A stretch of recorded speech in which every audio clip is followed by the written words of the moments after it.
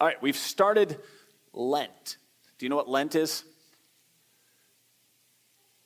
Okay, Lent is 40 days of remembering that Jesus had to die. And why did he have to die?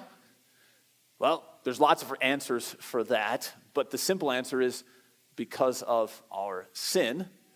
And so we spend 40 days remembering that we will die, and so we don't eternally die, we spend 40 days repenting. That's Lent, 40 days of repentance. Now, do you sin? Some of you might say, well, I think so, but I'm not sure how. I don't know how I sin. Do I sin? Maybe. So how do you sin? What do you do? Well, for that reason, we have often taken a look at the Ten Commandments, or part of them, during the Lenten season. We maybe haven't done that as much in the last couple of years, but that is something that churches often do during Lent because it clearly shows for us what God expects from us. And I don't want to just make you feel bad. I want Jesus to actually take away your sin. And so during Lent, we can look at these 10 commandments and specify and say, here's a sin I want Jesus to get rid of. I want Jesus to take out of my life. And so today we're going to start with the fourth commandment. Now, what's the fourth commandment about? Anybody? Honoring parents and others in authority, right? Honoring parents and others in authority. Can you tell me the fourth commandment? Let's say it here together. It goes like this.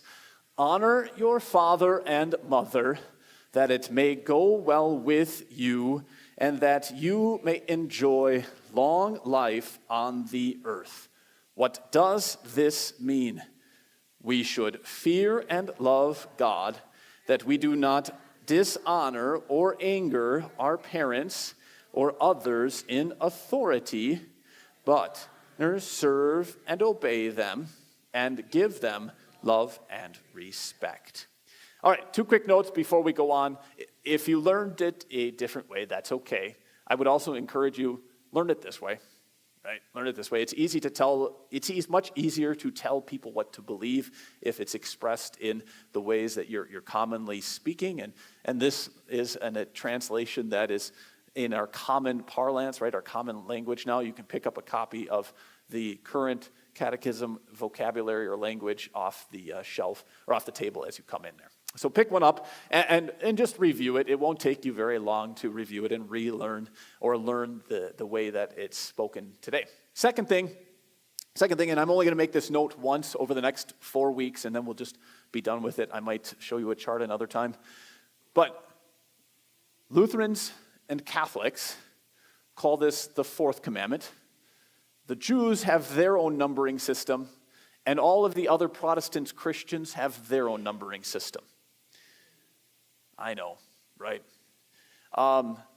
It's one of these times where it's a little confusing. The short answer is that there are 11 words or ideas or sentences from God. Everybody wants a nice round 10. And so how do you combine 11 things into 10? That's really the question. And Lutherans and Catholics take the first two and put them together. All the other Christians take the last two and put them together. And there's lots of historical reasons and even some theological reasons for that, and goods and bads, and you can go and look that up on your own. The reason you just need to know that is so if you ever say to somebody in a conversation, well, like the fourth commandment says, or like the fifth commandment says, you need to also say, the one about murder. Because then they'll say, oh, you mean the sixth commandment? And you'll say, no, I mean the fifth commandment. And then you'll bicker for 20 minutes about which number it is instead of actually talking about the key idea, which is the important part. So there's a numbering difference amongst the commandments. The fourth commandment, what does it say for us? Honor parents. Honor parents and others in authority. What's honor? What's honor? To show respect for somebody, right? It means to give them respect or regard in public, especially. It means to lift somebody up. If you're still in high school or in elementary school, this is something you get to do all the time, right? You see lots of people get honored. The football team wins conference, what happens? You come back from the conference, and they lead everybody out, and they parade everybody in front of school, and they take the trophy, and they say, "Woo, look, we won conference," and then they pass it out to the kids, and they hold it up, and in front of the whole student body, right, they get elevated above everybody else. They get regard in front of everybody else. Here's the sad part of things. Once you get out of school, nobody cares. You don't get any honor anymore in life. In fact, when you do your job at work, your boss will probably steal the honor you're supposed to get. Isn't that how it goes? Right? When you get a lot of good work done, nobody's going to pat you on the back and say, "Good job." There's not a lot of honor. I've noticed, though, I do get honor sometimes, and maybe you've heard me say it is my honor and privilege to tell you the gospel, or it's my honor to share with you the forgiveness of sins today. And that's because I've realized that it is a great honor that you would be here and you would listen to me and you would let me tell you what God says, and even to forgive your sins. I think that's a privilege. And you might say, "Well, wait a second, aren't you getting paid for that?" Yes, I am. But that doesn't mean that it's still not an honor. You don't have to come and listen. You're paying me the privilege and the honor and the respect of doing that. You're lifting me up in front of everybody else. That's an honor that I get. Here's another way to think about this command that God gives to us. You notice the fourth commandment, it doesn't say, "Love your parents." Do you see that? It doesn't say love your parents. It says honor your parents. You ever notice that? Why does the fourth commandment say honor your parents and not love your parents? You know, my kids, before they go to bed at night, right, or when they wake up in the morning, they'll say, "Love you, Dad." They've never once said, "Honor you, Dad." Why not? What's going on with our lives? Well, what's love? Right? Love is sacrifice. Love is self-giving. The very essence of being a parent is to give of yourself to somebody else, particularly to your kids. Your life is literally given from your parents to you. The flip side is, well, what do you do when somebody gives you something? You give them high regard. You elevate them in return. That's a way to also see the point of the fourth commandment. If they give love, then the responsibility is to return regard and respect. That's what the fourth commandment is. Now, we need to think about that just for a minute. Can you see what this commandment does? It establishes something of a hierarchy, doesn't it? It establishes for us a different status in life. Parents are here, and you're here. And you might say, "Wait a second, I don't like that very much." Well, that's something to think about. But notice what it does for you. You don't look up to your parents because of their race. You don't look up to your parents because of their accomplishments. You don't look up to your parents because of their wealth.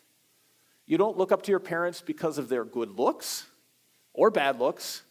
You don't look up to your parents because of how funny they are, right? You might have all of your friends, you might have influencers, you might have superstars and models and everything else that you look up to for all kinds of reasons. But why do you look up to your parents? Simply because of the relationship that you have with them. Now think about how significant that is. You have somebody that you look to in life that God expects you to place in a high regard, not because they've done anything good, not because they're anything special, but simply because that's what it is. They are to be held in a high regard. That's what the fourth commandment wants from us. Now, that's going to be really significant for us in our modern time. But Who are these people supposed to be? Well, certainly our parents, right? But it's parents and then people who stand in their place. The fourth commandment assumes that there's always going to be somebody who serves as an authority and a person of regard and respect in your life. There might be some limitations on that, right? There's qualifications on that. But no matter who you are, there is somebody that should be placed in honor and respect. We could dig into that more some other time, but that's worth noting, that there's always supposed to be somebody that's placed in honor and respect for people. Now you think about this, Jesus, Paul, right? He doesn't say to honor people when it's convenient for you, or honor people when it's fun for you, or honor them when you like them more. He just says simply, honor them. And I think about this in my own life.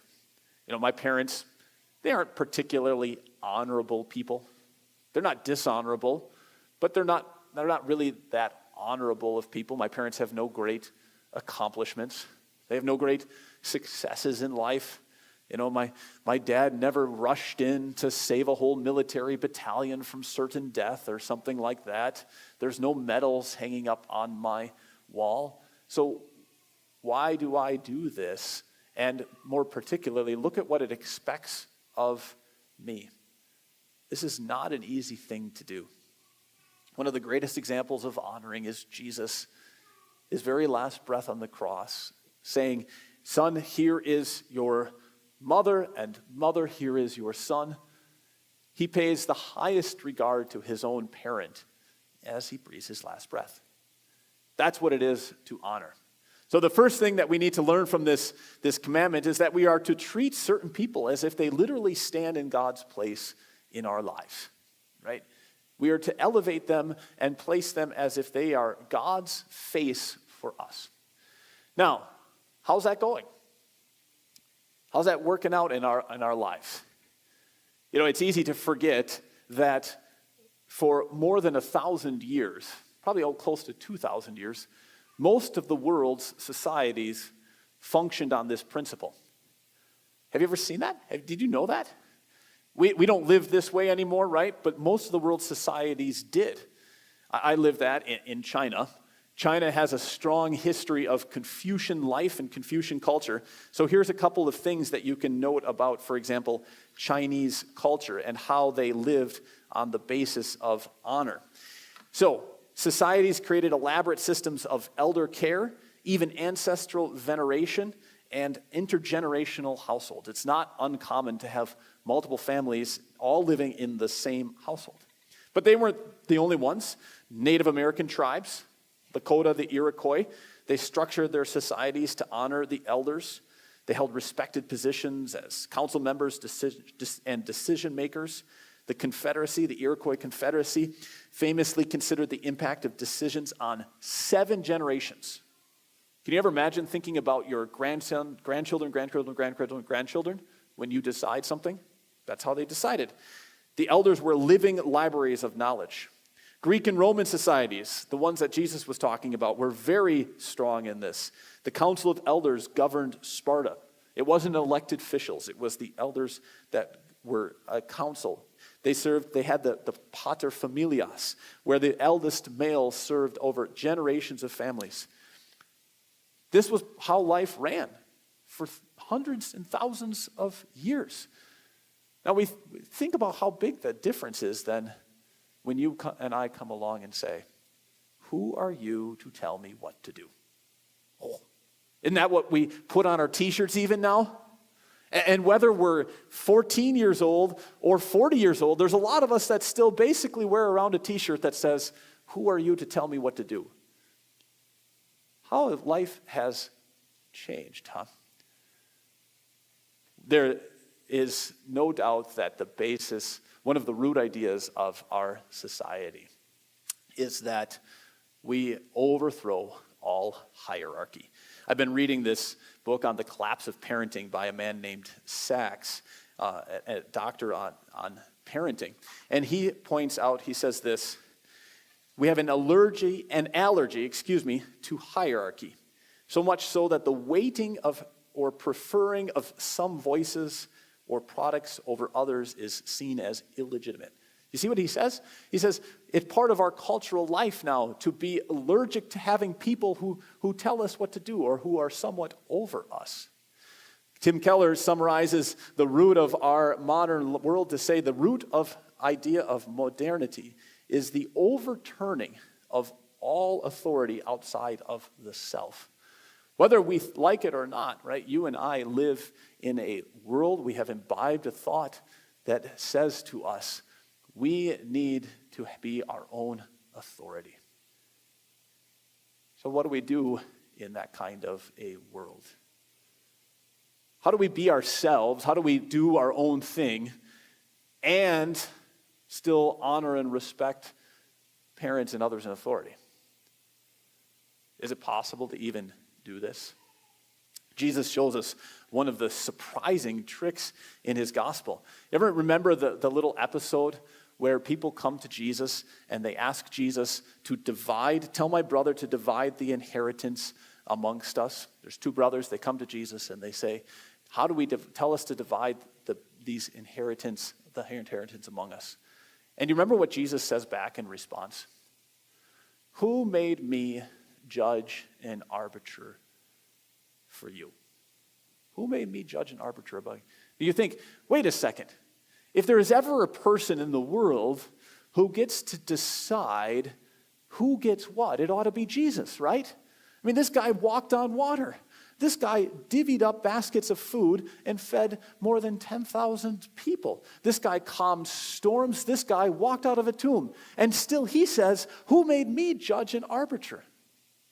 Jesus is the greatest man in the world who has never assumed any responsibility to judge anybody. And instead, right, he laid down his responsibility, his authority, his status, and his hierarchy so that he could do what's expected of you and me and honor his Father. His last breath of his life was, Father, into your hands I commit my spirit. Have you ever noticed that? As he died, he trusted his Father. And if there's any way that you and I in life can live with other authority, it'll be just like that. One of the pictures that's always helped me start to live with authority is to recognize, in the modern world, people often want to think about us as if we are artificial plants. We often try to think about ourselves as if we're artificial plants, right? An artificial plant looks really good. It has a very polished appearance. And the cool thing about an artificial plant is it doesn't grow. It doesn't bother anybody else. It never gets in anybody else's way, right? You set the artificial plant on the shelf and you look at it and you're like, whoa, it's so pretty. How nice. And I can appreciate it. I love it. Everybody wants you to be an artificial plant. You'll never get in anybody's way that way, right? But the reality is you and I are organic living creatures. We grow, we change, we make a mess of things. If you see my plant here, we've had to trim off a couple of branches. Why? Because we keep growing and it gets in the way. Friends, what Jesus did is he didn't just trim off a couple of branches, right? But he let himself be killed so that he was rooted out to the very bottom and could create space for the plant to grow all new life. That's the only way that you and I can live with authority in the modern world, is if we see the one who was cut away for us and we realize that he has made space for us to grow in his place. Sometimes we're going to have to trim ourselves. Sometimes we're going to have to prune ourselves. Sometimes we're going to have to cut ourselves back a little bit. But we also get to grow into the space that he made. And you may not be as beautiful and as refined and as fancy as the artificial plant.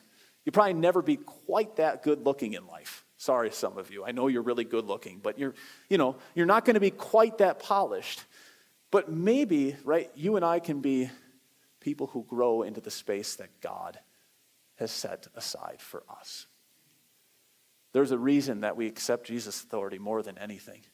He's the only one in the whole world who had all the authority, and yet he gave it up so that we could could have space to live before God. You can call that regulated authority if you want, right? And the fourth commandment teaches you and I to let people stand in God's place before us in life as long as they are regulated authority. Jesus is the ultimate regulated authority, and he's asked parents and others in authority to do the same for us. And we accept them as those regulated authorities. So let's confess our faith in the Nicene Creed in this one who became the greatest authority for us but humbled himself, and we'll then confess that faith together.